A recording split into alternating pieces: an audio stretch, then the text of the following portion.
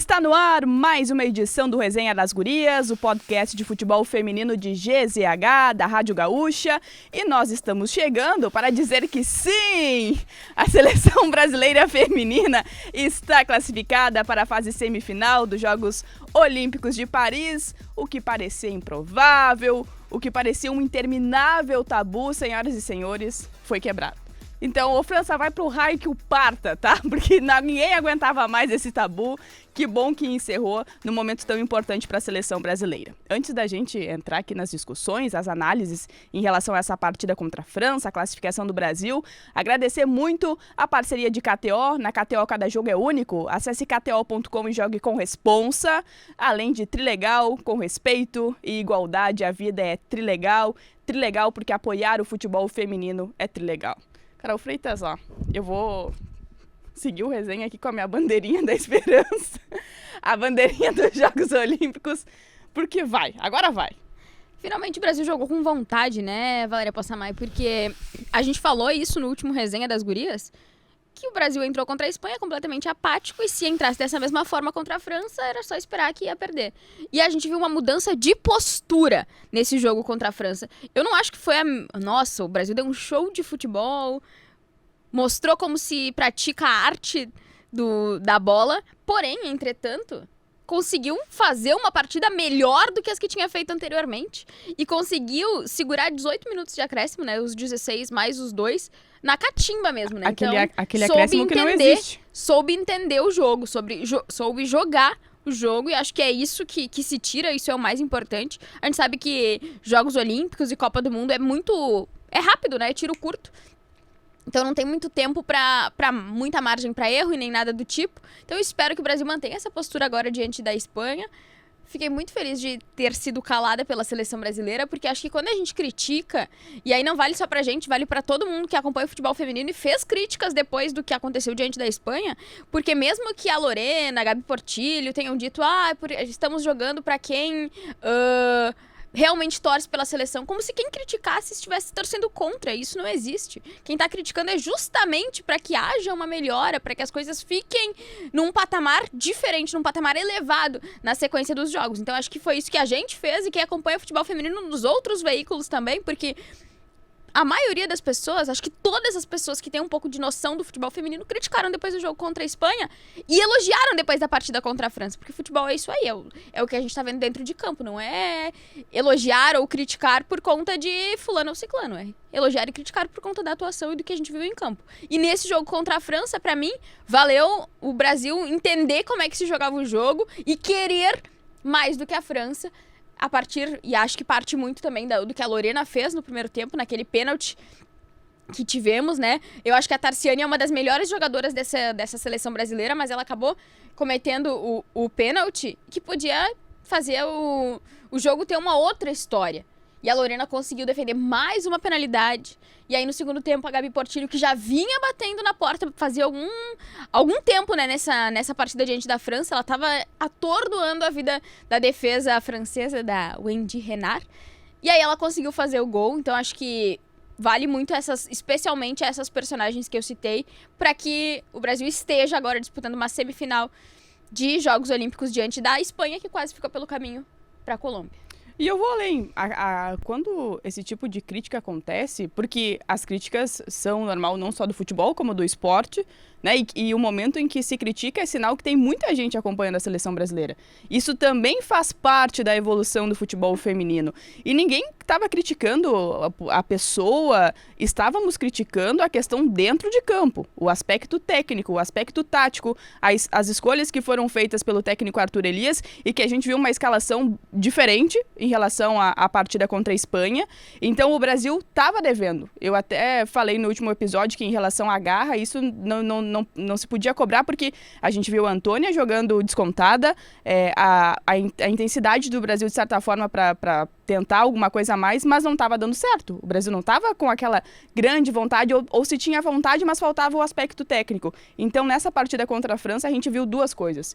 E uma das questões que me chamou muito a atenção foi um Brasil saber jogar de forma inteligente no final do jogo, porque aí é uma bola que é lá na lateral, 2 vezes isso aconteceu, a Angelina segurando o jogo, eu vou até ter cuidado para usar o termo de ser malandra, mas de ser de uma forma inteligente, de segurar a bola. Sabe, não precisava saber o que tinha que não fazer, precisava jogar bater o escanteio lá pra área, o Brasil tava ganhando, não precisava disso, e o Brasil fez justamente o que estava se esperando, segurou a bola na linha de fundo, demorou até porque o acréscimo foi interminável e bem discutível esse acréscimo, na verdade não existe o que aconteceu na arbitragem em relação a esse jogo contra a França, mas um Brasil que soube se comportar nesse jogo contra as francesas. E mais do que isso, o aspecto mental foi muito importante, porque era um tabu, e a gente sabe o tamanho da pressão de reencontrar uma seleção em que você nunca conseguiu vencer na história, que tinha eliminações, né, especialmente na Copa do Mundo de 2019, jogando na casa da França, uma derrota na última Copa do Mundo, que todo mundo cantava o gol da Renard, e isso aconteceu.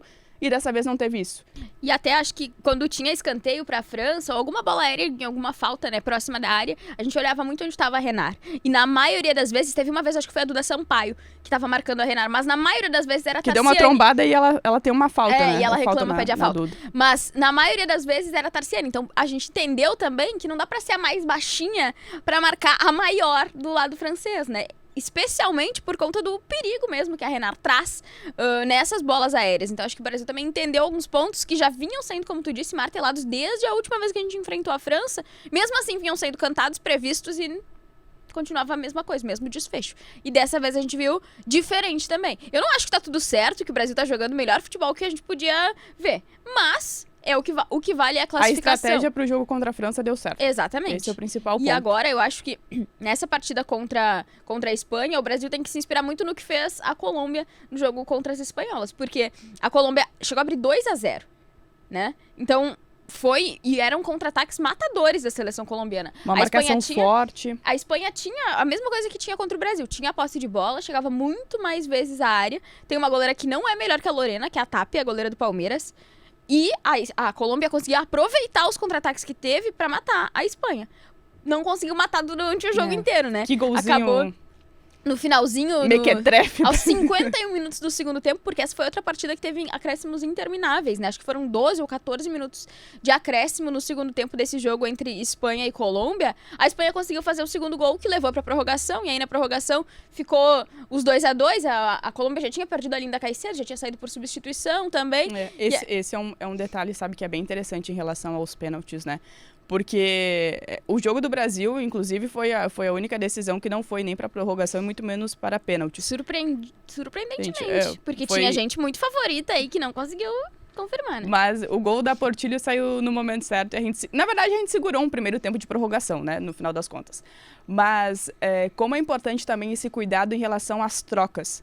Porque a Colômbia, de certa forma, eu acho que ali o resultado deixou um pouco o time ali confortável, né? Porque e a Colômbia até teve a chance de fazer o terceiro gol em um determinado momento. Eu estava assistindo esse jogo, podia ter feito o terceiro e aí acho que não tinha como, né? A Espanha virar um 3-0. Ia querer, obviamente, porque é a atual campeã do mundo, quer conquistar essa... E tem elenco quer pra fazer isso. essa história de ser a primeira, né, seleção a conquistar a Copa e a Olimpíada na sequência.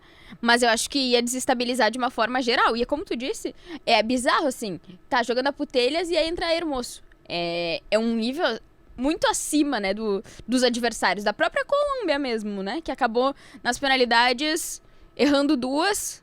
E aí a primeira tem uma foi defendida. Mas depois a que jogava no Corinthians, que agora eu não lembro o nome dela, cobrou o pênalti aqui em Porto Alegre, sabe? Então foi complexo.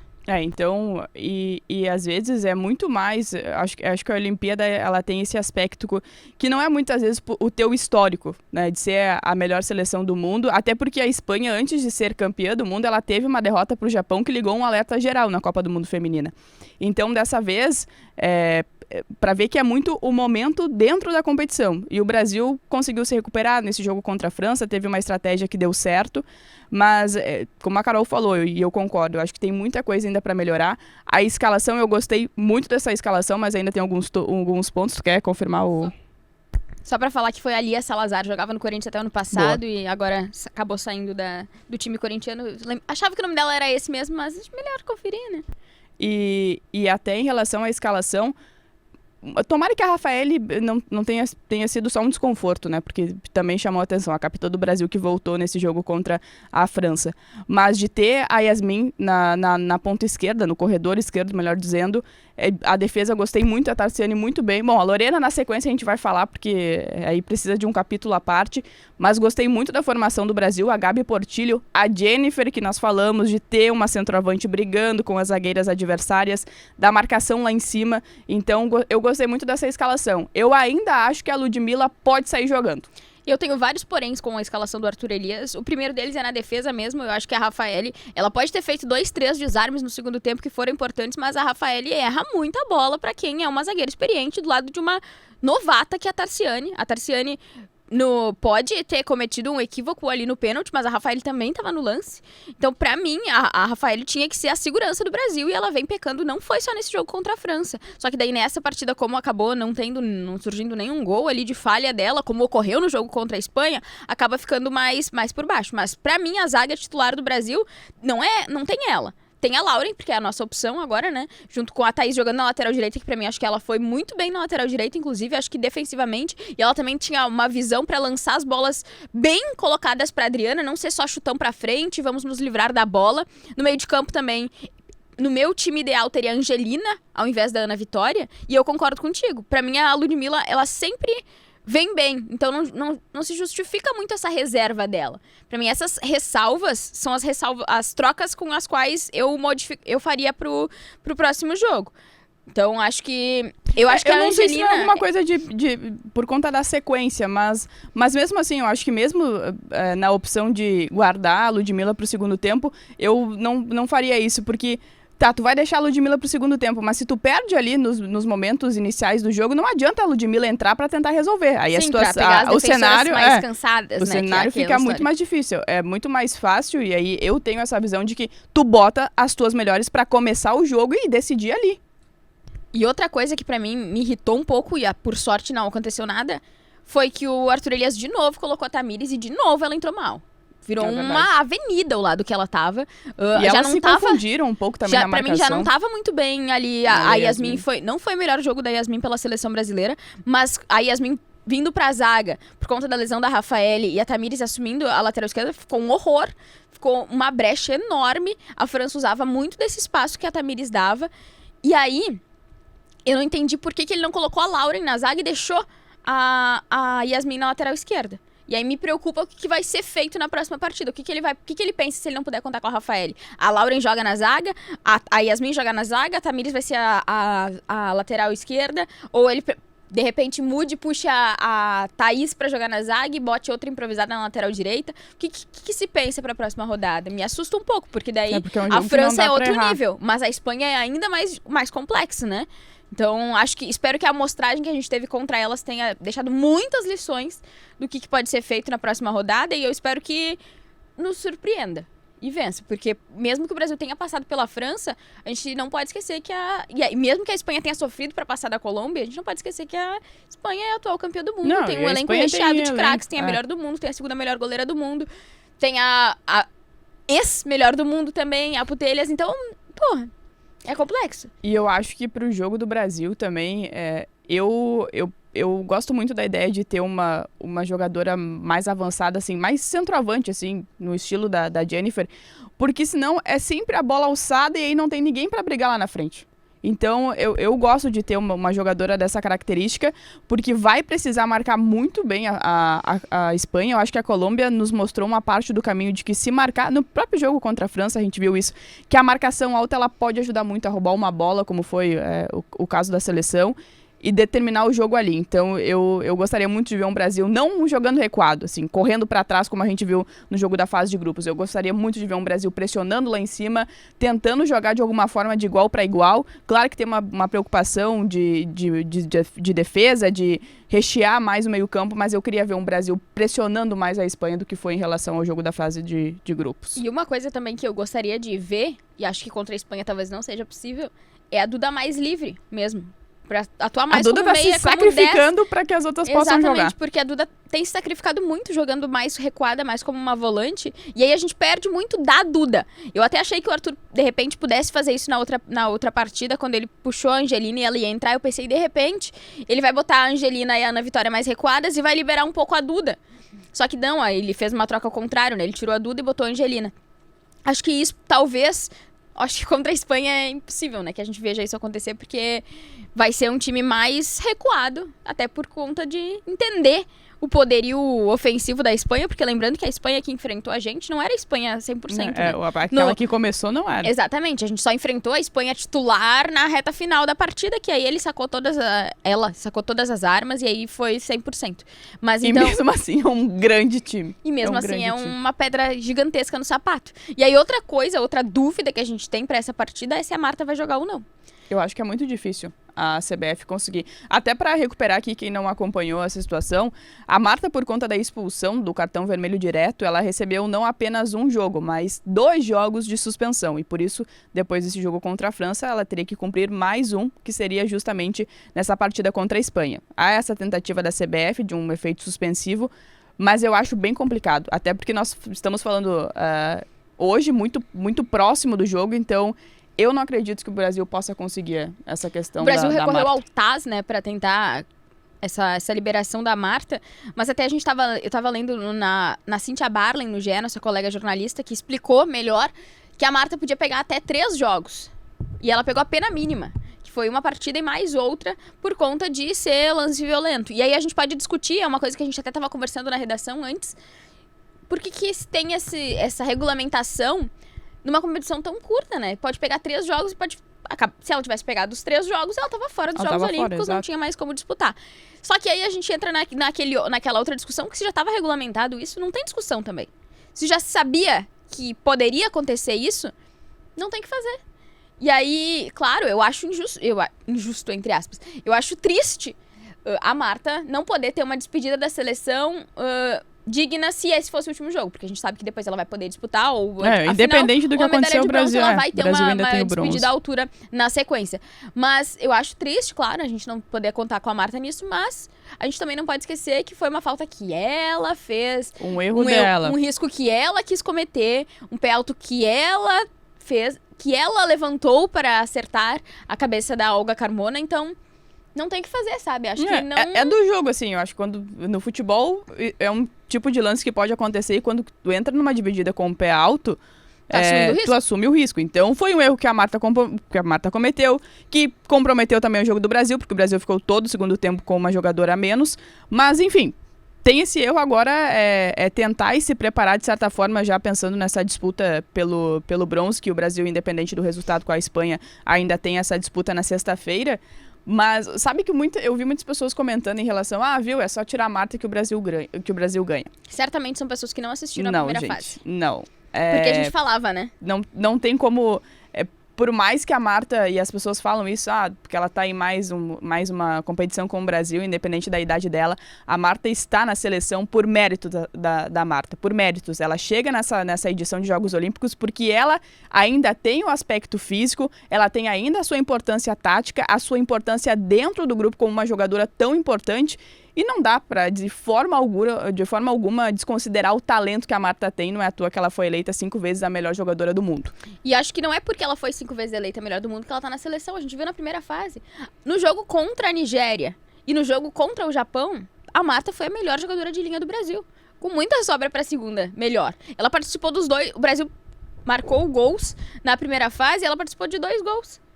Dos 2 gols, dos 2 únicos gols que o Brasil marcou na primeira fase. Ela, inclusive, marcou uma vez contra a Nigéria. E aí, acabou sendo anulado o gol. Acho um crime anular o gol da Marta. Inclusive, devia estar lá no regulamento também.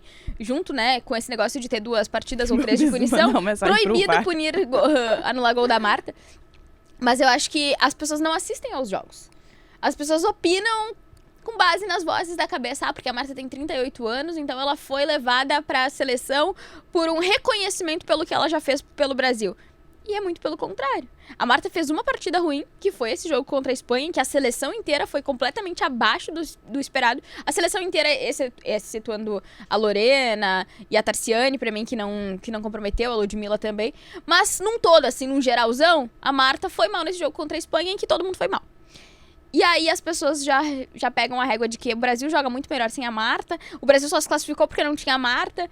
É muita teoria conspiratória, tirada das vozes da cabeça. Não precisa disso. Que acho que vale assistir, de repente, assim, quem não assistiu, né? As primeiras 2 partidas do Brasil pra ver do que a gente tá falando.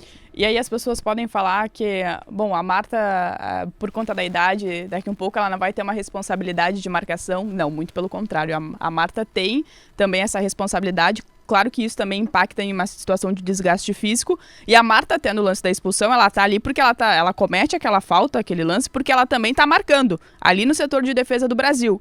Então, eu acho que até para esse jogo contra a Espanha, vai depender um pouco da estratégia de como o Arthur vai montar o meio-campo. Mas eu também não descartaria, claro, se a Marta tiver condições de atuar e condições legais nesse caso, de daqui um pouco começar com a Marta no banco de reservas. E aí sim, depois ter essa opção da Marta poder fazer a diferença em outro momento do jogo com as adversárias mais cansadas, enfim, até porque a Espanha também nesse caso vai trocar, mas eu, de certa forma, acho que eu não começaria com a Marta. Acho que a Marta poderia, mesmo ela não atuando durante o jogo contra a França, eu acho que ela poderia ser essa arma para o segundo tempo. Fico pensando nisso. Eu espero só que o Arthur Elias não invente uma escalação que nem ele fez na primeira partida contra a Espanha, né? E acho que isso é uma coisa que a gente tem falado bastante, falamos no último episódio do Resenha das Gurias, que são muitas mudanças na escalação, de um jogo pro outro. Eu acho que foram 6 do primeiro pro segundo, 7 do segundo pro terceiro e 7 do terceiro para as quartas de final. Muda praticamente o time inteiro, né? E daí quando as coisas dão certo, se fala pouco. Mas eu gostaria de voltar nessa tecla. Eu acho que o Arthur mexe demais na seleção. Uma coisa é botar a Thaís no lugar da Antônia. Bom, a Antônia tá machucada, não tem o que fazer, tem que botar alguém no lugar dela. Mas o ataque, por exemplo, acho que não teve nenhum jogo que o ataque se repetiu, né? Não.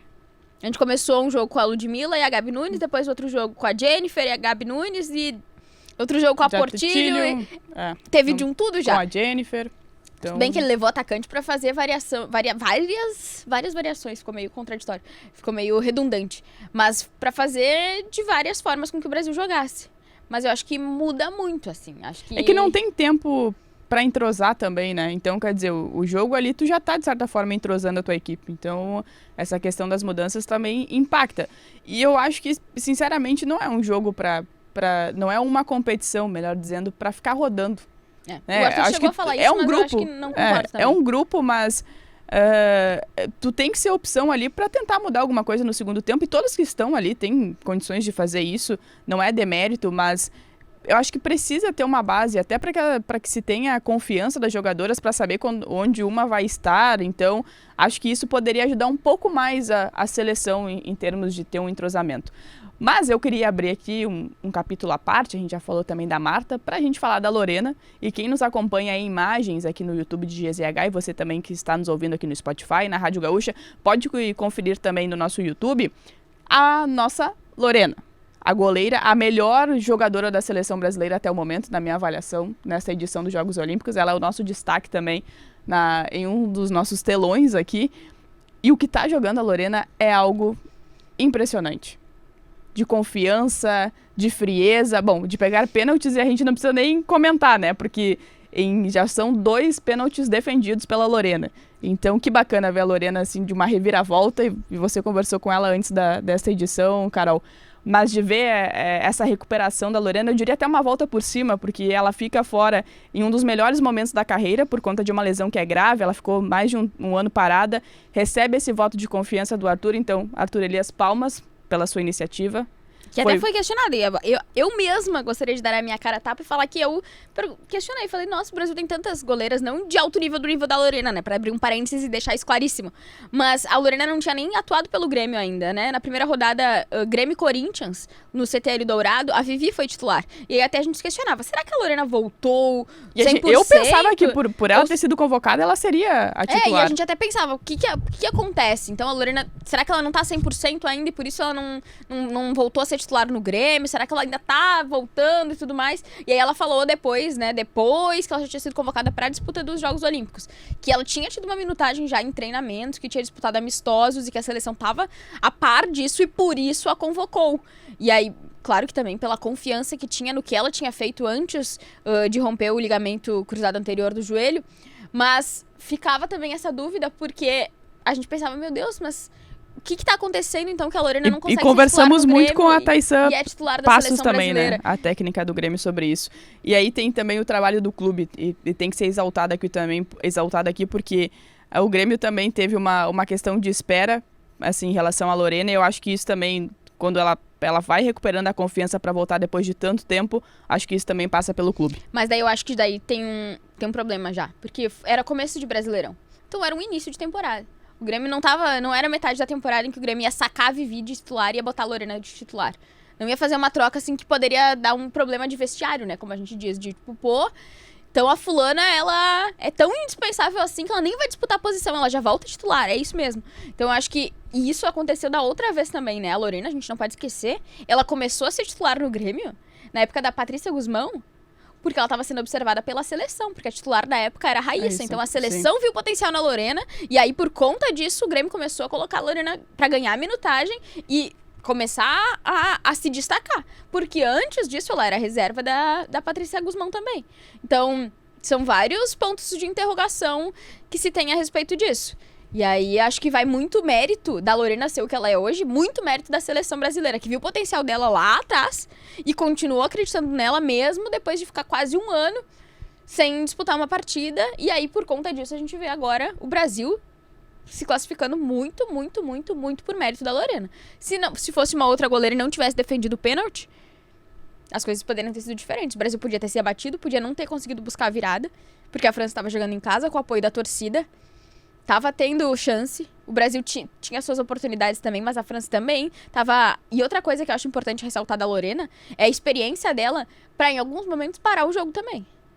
Precisa pedir atendimento, beber uma água, vamos acalmar esses ânimos aqui, vamos, né, fazer com que a França também esfrie um pouco. Então, acho que são várias... Além da atuação dela dentro de campo, acho que a parte mental mesmo de ter experiência já e entender como é que as coisas funcionam no futebol foram cruciais para que o Brasil conseguisse segurar naqueles 18 intermináveis minutos de acréscimo e ela também passasse essa partida sem sofrer gols. E no próprio jogo contra a Espanha, a Lorena visivelmente jogou descontada e até se tinha uma preocupação em relação à questão física dela, porque dava para ver que ela ficou descontada naquele jogo e mesmo assim permaneceu na partida, poderia muito bem ter pedido para ser substituída naquele momento, mas seguiu em campo, então isso também mostra a força que a Lorena tem, a força mental da Lorena para esses momentos. E claro, o pênalti que ela defendeu também contra o Japão foi extremamente importante, porque se a Lorena talvez não tivesse pego o primeiro pênalti, a seleção nem estaria avançando, então acho que precisa ser ressaltado isso desde o início, e não só